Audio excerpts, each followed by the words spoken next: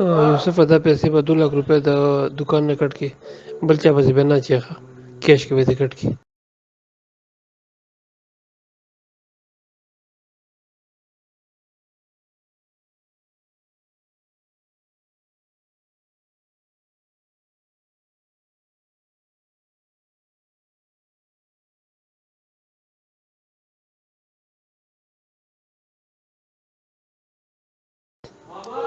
یوسف ادا پیسې په 2 لک روپۍ د ہو، دکان آپ نه کټ گستاخ کې رسول ہو، بل چا پسې به نه گستاخ چېخه رسول کی ایک کیش ہی کې به دې سزا کټ کې اور ایکسٹرا جوڈیشل ایکٹیویٹی، آپ نے یہ کچھ نہیں کرنا بلکہ آپ نے سہنا ہے اور آپ نے انہی کے ساتھ رہنا ہے. اپنی مسجد الگ نہیں کرنی، اپنا مدرسہ الگ نہیں کرنا، چندہ بک الگ نہیں کرنی، انہی کے ساتھ رہنا ہے، انہی کو چندے دینے ہیں، انہی کے پیچھے نمازیں پڑھنی ہے.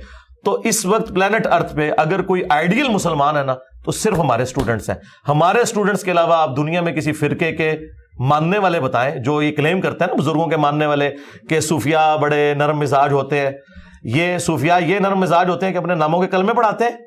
وہ یہ نرم مزاج ہوتے ہیں کہ وہ اہل حدیث کو وہابی اور نجدی اور شیطان کا سنگ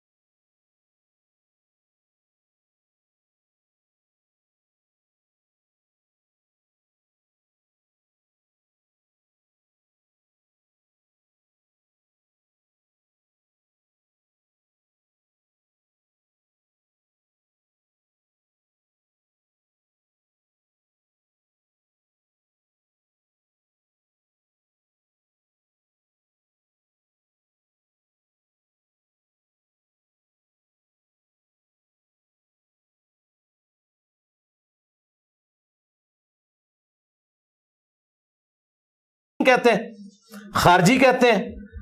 اعلیٰ حضرت جو صوفیاء کے امام ہیں انہوں نے لکھا ہے دیوبند اور اہل حدیث اور شیعہ واجب القتل اور مرتد ہے، کیٹاگوریکل.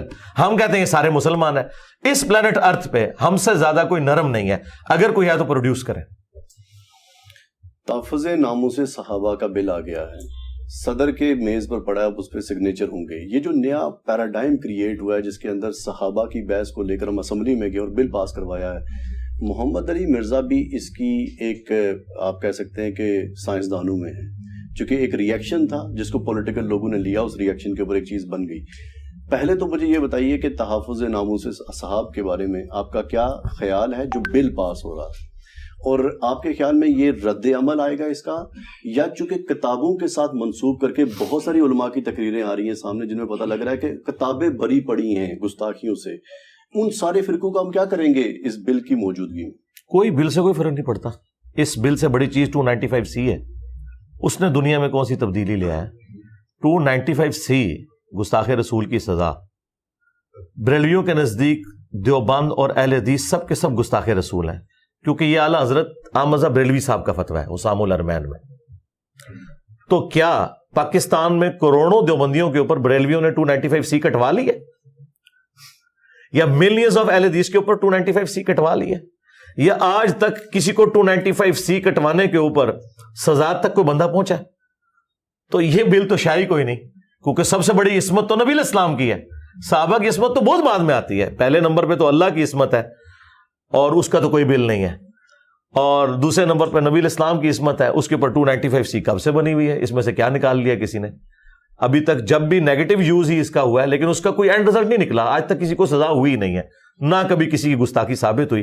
تو اس بل کی تو یہ تو بیچارہ بہت چھوٹا سا بل ہے، اس سے کچھ بھی نہیں فرق پڑنا. اور آپ کو کیا لگتا ہے اس بل کی اب ضرورت کیوں پیش آئی ہے؟ کہیں آپ کی تقاریر کی وجہ سے بل تو نہیں پیش ہوا؟ نہیں، میں نہیں سمجھتا کہ میں کوئی ان کے لیے اتنا امپورٹنٹ ہوں. جہاں تک فی نفسی گستاخی کا معاملہ ہے، صحابہ کرام ہوں، اہل بیت ہوں، کسی کو گالی نہیں دینی چاہیے. یہ بالکل غلط ہے. میں اس طرح کے لوگوں کو معاشرے میں دیکھتا ہوں کہ جو اس طرح کی گالی گلوچ والا معاملہ کرتے ہیں، بائی نیم صحابہ کرام کا نام لے کے ان پہ لعنت کرتے ہیں. تو